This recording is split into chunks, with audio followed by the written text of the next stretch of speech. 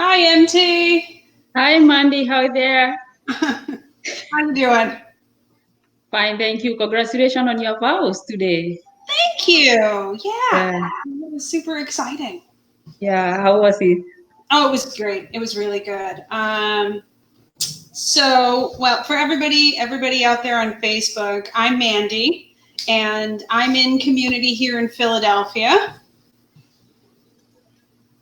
Hi, hi there. I'm MT. I'm Maria Teresa. My name. I'm Kenyan. I'm right here at Mercy in Jamaica. Awesome.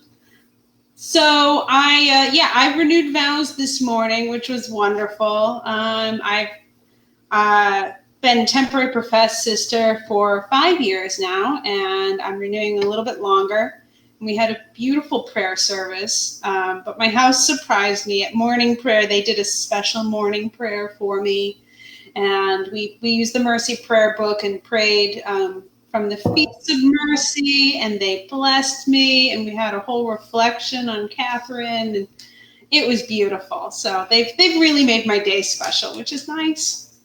Yeah, today was too. Also, coincidentally, is also my. I supposed to have to be 2 years now since I made my final vows. So coincidentally, we are celebrating together today. So beautiful to be a sister of mercy. My journey began in 1997. The journey I'm talking about, the journey of being a sister. When I decided to be a nun, and that I back home at Kenya, I decided to enter into the service of the church. That was back in 1997, and I joined the community of my community of Mother Teresa, and I did my formation in Nairobi, in Kenya. I have been involved in many missions wherever I was sent. But when I was instead in Haiti back 2001, I met a sister of mercy there, Sister Judy, because she would come there as a medical professional. She would come to our missions to do medical work. And that's how I started to know the Sisters of Mercy through Sister Judy. My journey then, if I would begin there saying about my journey to mercy, began there, even though not specifically there, but began there by knowing Sister Judy, who introduced me to kind of knowing how the Sisters of Mercy operate. And it has been quite a journey for me to think about being a Sister of Mercy, because it's very interesting to think, because being a Sister of Charity and now talking about being a Sister of Mercy, there is a gap in between. And there, being a Sister of Charity, I was happy in the service, but meeting Sister Judy was something altogether different, because my service as a Sister of Charity, I would help people, and I would literally do service by helping people, like doing what people need to do. For example, we would have a home for the people, and I would literally help to do everything for the patient.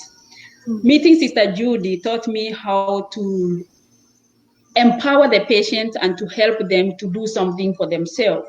So that I started to think, oh, how about that? How about helping, empowering a person? And then I started to reflect on my life. I started to reflect on the service that I do as a Sister of Charity. And I realized that, and I saw the pattern of the services that I did then was immediate services, which were good in themselves and which are good in themselves. But somehow I realized that I started to think that when I become old and I'm not able to do anymore for the poor, or what will happen to those people? So the thought of the thought that comes about the saying that says, teach people how to fish, was constantly in my mind. So I started to think about empowering people instead of just giving them a portion of food or a portion of they need a help alleviate that need. So I started to enter into this notion of thinking about empowering people, and that's how my journey to mercy began. I started to see the difference between the services the Sisters of Charity offer and the services the Sisters of Mercy offer. So that was the main thing that drew me to Mercy, to think about empowerment, empowering people. That's what drew me out, and that's what drew me to think about, contemplate about becoming a Sister of Mercy. So then that is, by then it was 2009. I made official asking to my community to contemplate joining the Sisters of Mercy. But of course, the Sisters of Mercy, the Sisters of Charity too wanted me to stay. So it was a long series of it. I asked to join, to leave from 2009, and it did not happen until 2014. It was a process of almost 5 years, to get a permission to come out, to join or to have a probation time, because the Sisters of Charity, I was happy and they couldn't understand what's the point that I have to go. So it took time. And then the process, as you know, people out there, maybe everybody may not know that every community have their own rules and regulations. And the church have also rules and regulations. So therefore, there have to be a regulations to be followed for me to transfer from this community to this community. So that's how I began a transfer process. A transfer process for a religious sister in the church, in the Catholic Church, is a process whereby finally professed sister decides that she wants to move from her own community to join a different community. That process begins with something called a probation time. So I applied for a probation time, and then this probation time have to be open, and it have to be accepted by both parties, by both communities, and then the probation time begins. And probation time is 3 years, not limited to 3 years, but it have to be 3 years and over, whereby now you can move from one community to the other, stay there. The community will see you and know you, and you also will have chance to see the community and know the community. And if you so desire, or you so decide to remain in the community, then you make vows in that community and therefore cease to be a member of the former community. So the probation time that I did in 2014, from 2014, 3 years of probation with the Sisters of Mercy. Then at the conclusion of that probation time, I made now the final vows with the Sisters of Mercy. But it's good to note that the transfer process takes place only if you're a member if you have final vows in the community wherever you are. And then when you are transferred to the other community, you don't begin over to do the formation process. You make the vows and become the member of that community. And becoming a member of that community, you cease being the member of the former community. And that's what happened for me. That was the process that I went through. And then in 2018, I made my final vows and therefore ceased to be a Sister of Charity to now being a Sister of Mercy. And so far, I have enjoyed my vocation all the way through, but being a Sister of Mercy is interesting, because Sisters of Mercy, there is something about Sisters of Mercy that gives me life, is fear. Not the Sisters of Mercy have no fear of speaking out, no fear of eliminating fear, whatever it is. They are the courage to face systematic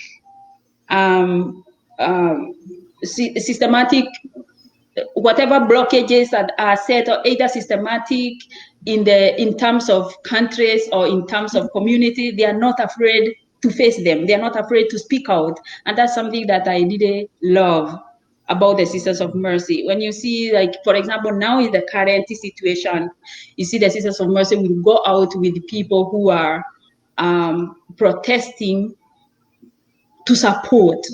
And that's something good, because they are not afraid to speak their mind. They are not afraid to stand for justice. So that's something that have always been in me, like, yeah, I want to be that. I want to be fearless. I want to speak for the poor. I want to speak for the oppressed. I want to speak for, for the underprivileged and all that. So that have given me life to be a sister of mercy. And then having all this journeying with these women, with Mandy. So you look at Mandy, the work that she do, having people like her and other sisters who are being engaged in different missions gives me so much life. Yeah. To be fearless. To be fearless, yes. Correct. Oh, that's great. I don't think you've ever told me that whole story, MT. The whole story about being mercy cannot finish. We can, if we start, we can speak about this story from now until tomorrow. It is not going to end. So that's just a synopsis of a little bit of what bring me to mercy. But the story of mercy is endless, because mercy is endless. That's true. That is true. We sang this song at morning prayer today about the ocean of mercy, God as the ocean of mercy. And that's endless mercy. Endless mercy. Yeah. Correct. Just should remind people real quick, if you've got questions, type them into the chat and we'll answer them if we can. Someone asked already what the biggest thing we've discovered about religious life is. You and I might have different answers because we've had some different journeys. But I'll just say, my perspective on entering this community was really different. I didn't know any Sisters of Mercy until I started the process. I was thinking religious life when I was in college, and my college was run by the Marianist community, and I really liked the Marianist community. They were focused on hospitality and justice, and that spoke to me a lot. And then I took a quiz online at Vision Magazine's website, and they matched me with like 20 different communities. Some I knew and some I didn't, and that's the first time I heard of the community, Sisters of Mercy of the Americas. And I ended up calling a sister in Maine while I was in school in Ohio, and she connected me with somebody in Connecticut so that when I went home on break, I could meet a sister. And I loved it. And I totally know what you mean about being fearless. Remember, the sister I met in Connecticut became a really good friend of mine, and she took me on groups to protests, and it was something new to me. I never really gotten into that on my own. And talk about fearless. I mean, you see women in our community, and I think we grow into it over the years. You just kind of catch it. But people are not afraid to speak up for justice, to speak truth to power, as they say. And I loved that about them. But I think for me, the thing that really caught my attention wasn't ministries of other sisters or anything like that. It was the sense of community. And I loved getting to know the community and being welcomed into that family sense. And I think that was a really good starting point for me, but it's grown from there over the last 10 years that I've been in community. That, yes, we're a family, but community is so much more, because it does challenge us to grow more and to grow closer to God when we do this journey together. For me, I think there is something funny that I joined community when I was very young. I was 17, so I didn't know much. Yeah. And what I thought about religious life was you are to be sinless, pure, and no sin, and you just, you live prayer life and you live holy life. But I discovered that being a sister means being normal, like anybody, and having faults, mistakes. It's just, I think that was something that I discovered in the community, that Religious life is just part of being normal. It's part of living life. Yes, you are living life for God, but yet you are just a normal human being. So this sometimes the idea that was in my mind back then at a teenager was, religious are set apart, they are holy, they are immaculate, and everything else that goes with that. But then in religious life, I realized that, oh, okay, religious people are just normal human beings. Yep. So, so yeah. We're just a bunch of normal human beings trying to figure this out together. I think that's probably one of the biggest things I've learned too. I mean, not just that we're just average normal people, but you get into religious life and you feel called to do this and you start formation, which is, I don't know, a 7 to 15-year journey, depending on how things go. And you find out somewhere along the ways that there is no graduation. There is no magical moment where you become that holy, pure, fearless, and who will shout at protests and there's no graduation. You just keep going and evolving. And I think that's like the holiness of the journey is that we keep evolving and you know that you're never complete. And that's why it takes all of us together with God to do this. Exactly. And for me, the more now I discover that holiness means living your life for others, thinking about, giving yourself for others, regardless, I think that's where holiness for me stands. It's no longer just prayer and doing nothing and being sinless. Holiness is much more about doing something, about being there for people when they need you, and living your life not only focus on me alone, but on other people, open to see other people's needs. Compassion. Yep. Being compassionate, I think, is a big part of this community and of most, if not all, other religious communities. Learning to be compassionate. And I think, part of being available to serve people in whatever's going on in their lives is knowing God present in other people. And it's good also to note, I think somebody is wondering what ministries I'm involved in or we are involved in. It's good. For me, I'm a practical nurse by profession, but right now I'm pursuing a social work degree in the University of West Indies. So I'm a full-time student at the University of West Indies. And the reason for wanting more of social work is when we see the reality of the world that we are in now, that it's a cause that is going to be needed much more in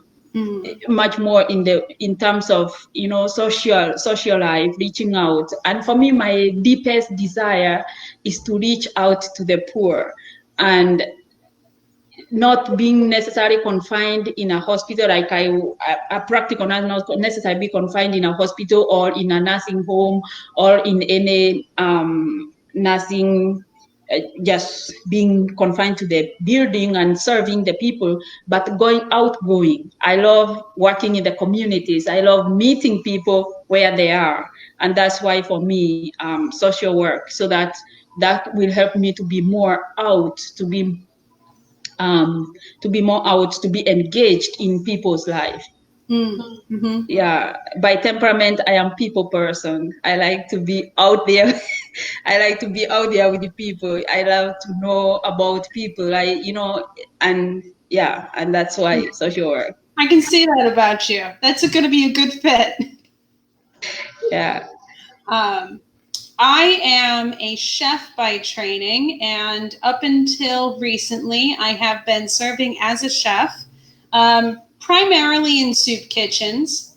And I felt called to do something different and changed ministry drastically. And I'm very lucky to have been serving with Mercy International Association, Mercy Global Action.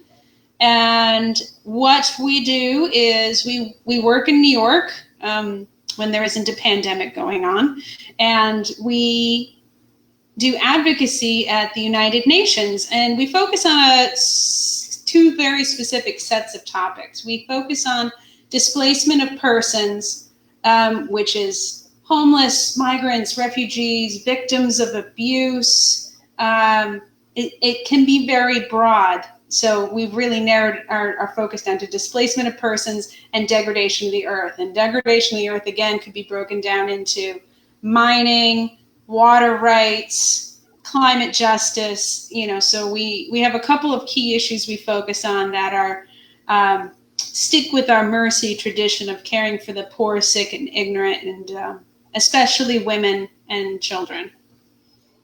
So I'm doing that for now, and then I'm ramping up soon, and I'll be going to study too. I'm going to be a full-time student, and I'm going to work on my master's in theology at Villanova.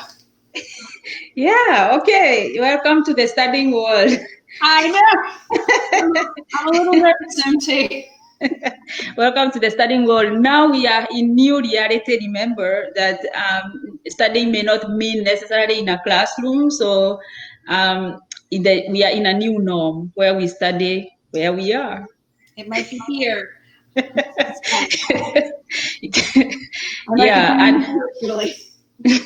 And thank you for sharing. As you were sharing about your ministry, I just thought about our critical concerns. It seems like you are literally living the critical concerns in your mission or apostolate or whatever. Yeah. The critical concerns fit in really well with what Mercy Global Action focuses on. But it's kind of interesting because the Institute of the Sisters of Mercy of the Americas came up with our critical concerns.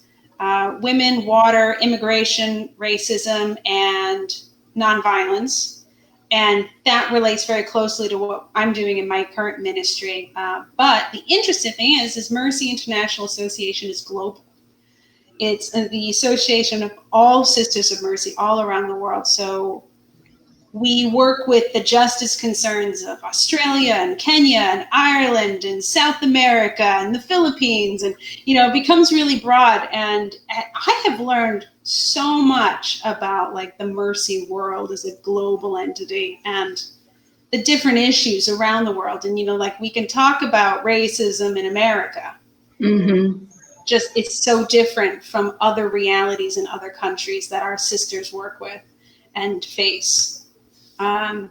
It's been a huge learning experience for me at this ministry, and I'm really grateful for it. Yeah. Somebody is asking, being in such different locations, how do you stay in contact with each other and support one another in mercy? Wow. Well, you get on these interviews in Facebook Live, and you go, "Hey, how's Jamaica?"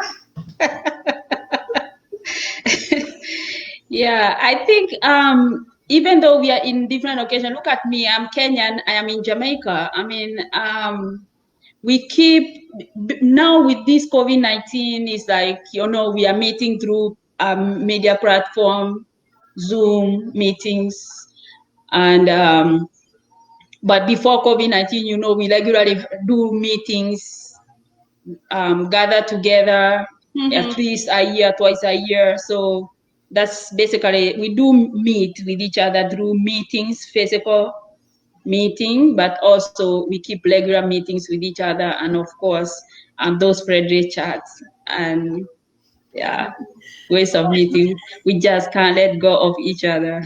No, we can't. And I think most importantly, you and I got to go to Ireland together. Yes. For our final vows retreat at the Mercy International Association Centre, which is the first House of Mercy on Baggot Street in Dublin, Ireland. And you and I and a bunch of others had a grand time. We got to pray and reflect on our mercy roots of the first Sisters of Mercy and talk about Fearless, right, MT? Correct. Right, and it's good to know that viewers to know that the Sisters of Mercy Catherine originally from Ireland. So as a Sister of Mercy, before making vows, final vows as a Sister of Mercy, you get opportunity to go to Ireland to see where Catherine lived, walk in her own steps, walk in her own shoes, feel the places where she did live. And that's where we spent some time with Mandy there. We had a grand time there, seeing the room, the place, the things, the relics, feeling Catherine so close. It was such a wonderful experience. Yes, it was. Yeah. Yeah, yeah. And Uh, our somebody's next, our next question: what is challenging about being a sister in 2020? You want to start well, that? Wow. that's a big question. I could take a crack at that. I think for me, what's challenging about being a sister right now is a lot of the things in this country. We have a lot of political issues, a lot of justice issues to face, and dealing with that, facing it, coping with it, I think is the challenge. We know where we're called to be. We've done so much work as a community to name and honor our roots in justice. And right now it's just so much. So I think dealing with that on an emotional level, staying fired up, staying in a prayerful place, you know, where we know who we are as Mercy is what I think is being the biggest challenge right now for me. I think for me, I would say back then in my younger days, you had more of people who are Catholics or Christians or willing to give themselves in service. But as the years goes by, it's not that the people don't give themselves, but the entire, there is a paradigm shift between when I first became a sister and now. So the challenge is, even right now in Jamaica, is as we see the religious communities are diminishing and the numbers are going down, because literally people are more caught up in other ways of life or in other ways of living. And I don't think it's only a religious life, because even in marriage life, the commitment, I think it's an issue of commitment. People are not staying much in marriages because the commitment part, I think there is a shift in terms of commitment. And being here now, being asked to live committed and to show my commitment and to keep that commitment, I think is a challenge in terms of when you come out there, you are speaking with the people who are not interested in being committed to anything, and you're trying to speak to them about commitment. So for me, that's that's the greatest challenge. For example, here in Jamaica, when I interact with the people, they are like, "A sister for life? You sure?" And so that becomes a challenge. That becomes a challenge. It's just that how the mind shifts from what is a priority and what is not priority. And it's a reality that we live in. But it's good to note also, though, even in this time, there is people who are, when I see a young person deciding to be a religious, for me, I'm like, this is a gold that need to be taken care of. It's a diamond that we need to take care of. So it takes also courage for young people right now to be religious or to commit themselves to make that commitment to live a life of commitment in service for others. Because normally now people are like, everybody is all about myself, me. And when you commit yourself to religious life, you are committing yourself to live for others.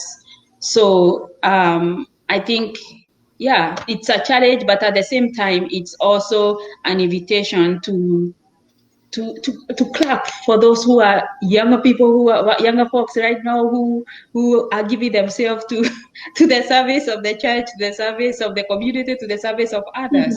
Fantastic. When I see a young person deciding, I'm like, okay, this is courageous person coming up, because it's like you are going against the tide.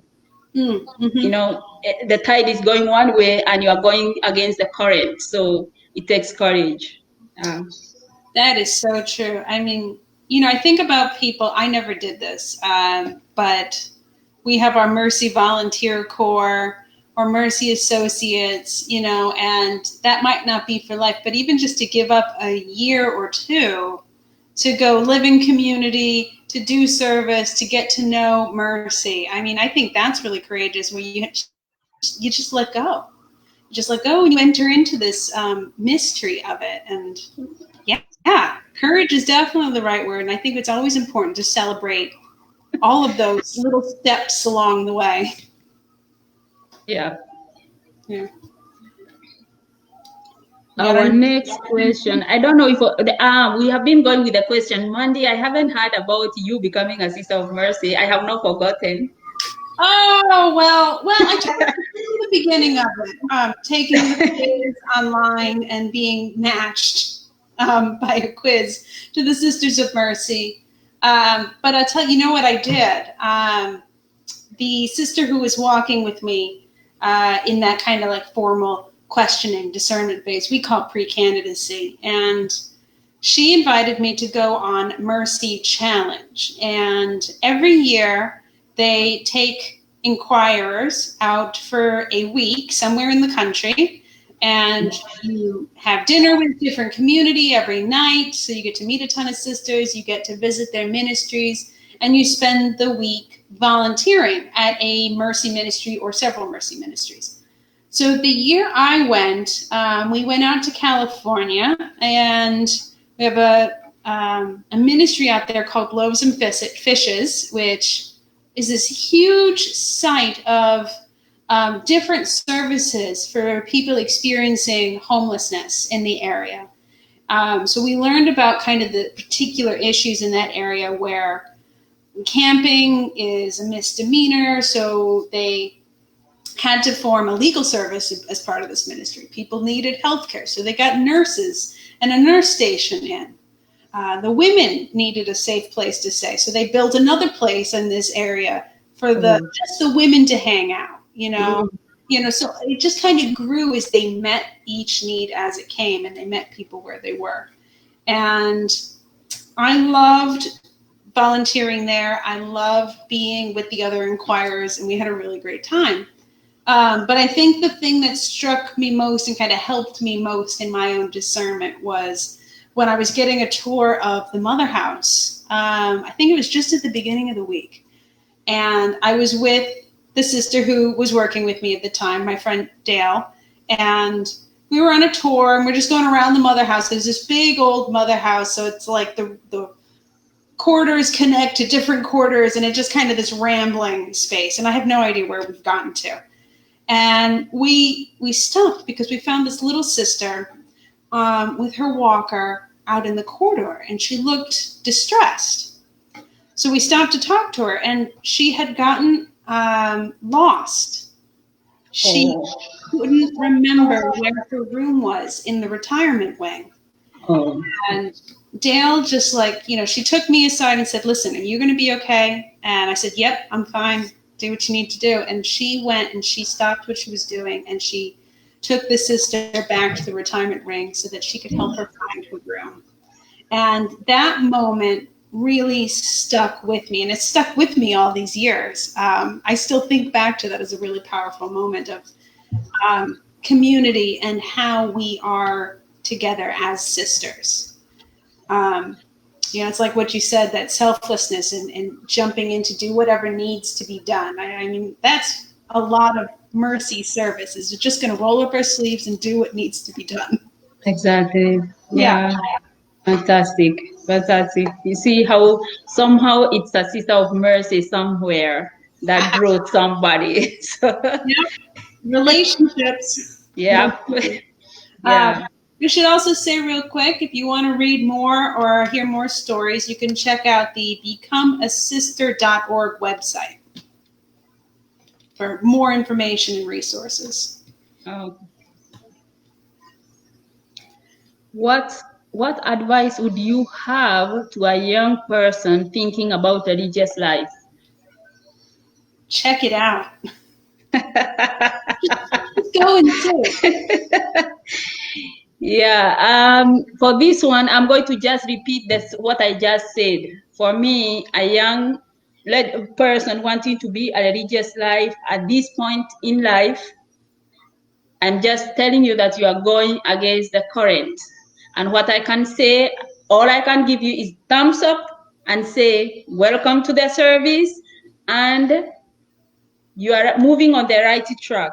And it's not going to be like, a bed of roses, because the religious life is just being normal and living a normal life. But all I can say is you are coming to a life of joy, because I'm happy. I have been happy. So for me, my experience in religious life, I have never regretted, not even for a second, why I am religious. And I am happy, I'm content. So speaking from my own experience, from my own angle, I can say it's a happy life. I'm not saying that it's a life without any difficulties, but it's a happy life. That's really true, MT. That we, all sisters and brothers are just normal people.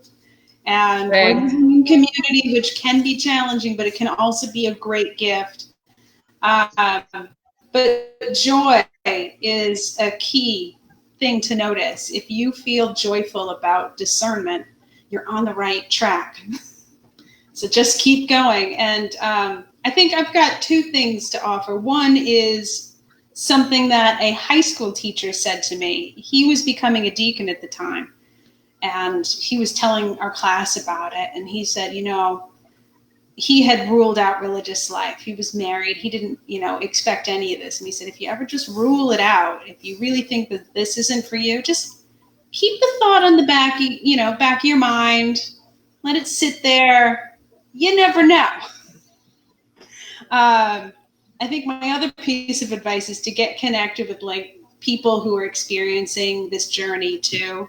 And they're all going to be asking the same questions, and no one's going to have any particular answers at any point on their journey. We're all just figuring it out, because there's no graduation here.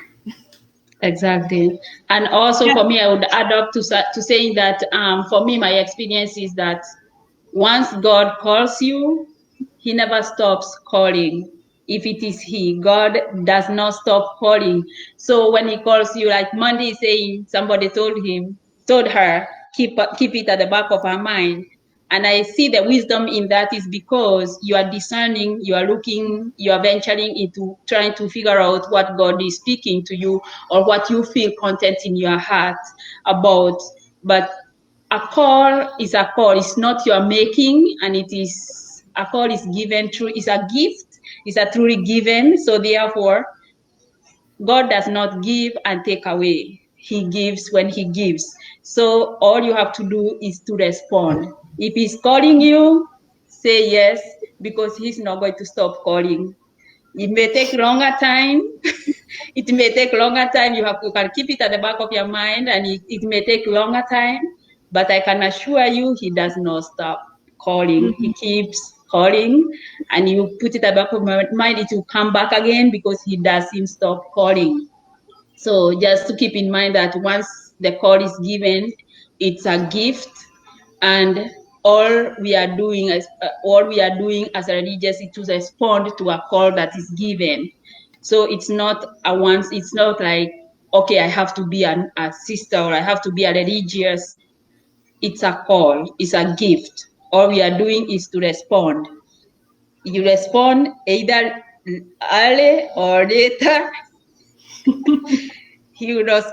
God will not stop calling. So if you feel like he's calling you right now, do your thing, do what you need to do, because he's not going to stop calling.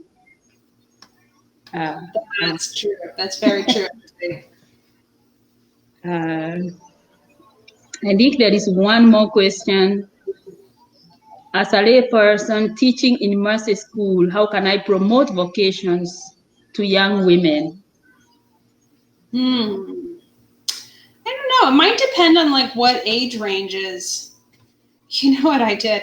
when I first entered my first community, one of the sisters in my house was a counselor for an elementary school, and she brought me into the classroom a couple of times to like talk about my life and to, you know, so the kids could meet me. And I don't know, it was fun. It was fun for me. I don't know if any of them will ever remember it later, you know, in life, but you never know. But I think the important thing is again, to let people know that we're just normal people, you know, doing the best we can to answer God's call and to walk with God in this journey. So I think any opportunity to introduce students at any age to everyday normal sisters doing their ministries, moving through life can be helpful. Yeah, and just to add to that, it could be also like, yeah, introducing them to the sisters, and also it could pair with the place. Some places are different from the others. For example, you can look if the situation allows, wherever you are, the school you are, because sometimes my experience, like here in Jamaica, you had young women come over to Sister Winnie, who is working at school, and they come over to her. They may spend a weekend with her, and also you can have like a mercy day, and have the young people having Mercy Day and introduce them, give them the stories of the Sisters of Mercy, the history of the community and the history of Catherine. And then that, if that helps them to discern, or helps them to, or it might help to sow a seed of vocation, or to bring to life, because again, vocation is given by God, regardless. So when you are speaking to them about Catherine, or speaking to them about the Sisters of Mercy, it's just bringing to life what is already given. So it could be in terms of just inviting them for a day of mercy and exposing them to mercy life. It could be inviting them or asking, making contact with the sisters and ask them to come for a weekend, sleep over with the sisters. It could take different, that I think that is much more with which school you are and who is available, any sister available, any connection that can be made, and such a thing as that. There is no definite answer as to this is what can be done and this is not. It's just a matter of discerning the place and the situation and the sisters around, and move from there.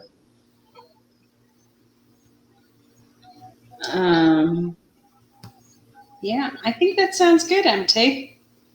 It's good advice. Yeah, so your story and my story both depended a lot on getting to know a sister. Yes, that is correct. Yeah, in a very mysterious ways. Yeah. You never know where that's gonna pop up. Yeah, I was already a sister, so I didn't even have a clue that I'm going to meet. Or I didn't even have a clue that the differences of community. I just thought about service and service of God, and their Sister of Mercy shows up, and then I see a different way of serving, and then you are brought up to a broader way of seeing, and it's and that's why God never stops calling. Yeah.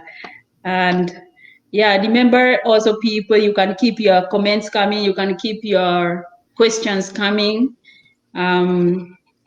We are going to wrap up in few minutes, so if you have more questions, and if we can't answer your questions right now, you can still how can we give them feedback to our questions? They'll be in the Facebook page underneath this video post, so we can see them there. And you can also reach out to other sisters at the Becoming a Sister website. There's some question and answers, like frequently asked questions there, and you can get in touch with somebody. And that's becomeasister.org. Correct. So I think we had talked enough. Do you think so? We have talked so much. We have talked a lot. We have talked a lot. We are almost gone overboard. So if we can conclude with a prayer of Catherine. And I love this prayer because it tells about the heart of Catherine. It speaks much more about Catherine life. It's kind of like brings back everything. This prayer is called Sushipe. It's like, do you want to explain a little bit about Sushipe prayer and Mandy? Yeah, a suscipe is a prayer of self-giving. So many saints have sushipes that they wrote during their lifetime. And they are always prayers of just giving yourself over to God. So I'm going to end up with prayer, asking God to bless us and keep us true to Him. And then after that, we're going to conclude with this prayer of Catherine together with Mandy. But for now, let's ask God to open our mind and heart to receive the message and to receive His call and to accept His call for those who have been asking about the call. So God, our loving Father, we give ourselves to you. We thank you for the call. We thank you for giving us vocation. We thank you for who you are. We thank you that you are calling us to minister to others. We ask you, Lord, to bless each and every person who have tuned in, bless everyone who have listened, bless those who will listen, and bless anyone according to your own will and design. And this we ask in Jesus' name. Amen. So, my God, I am yours for time and eternity. Teach me to cast as myself into the arms of your loving providence with the most lively and limited confidence in your compassionate, tender pity. Grant, O merciful Redeemer, that whatever you ordain or permit may be always acceptable to me. Take from my heart all painful anxiety. Suffer nothing to afflict me but sin, nothing to delight me but the hope of coming to the possession of you, my God and my all, in your everlasting kingdom. Amen. Thank you for tuning in. Nice to see everybody. And always good to see you, MT.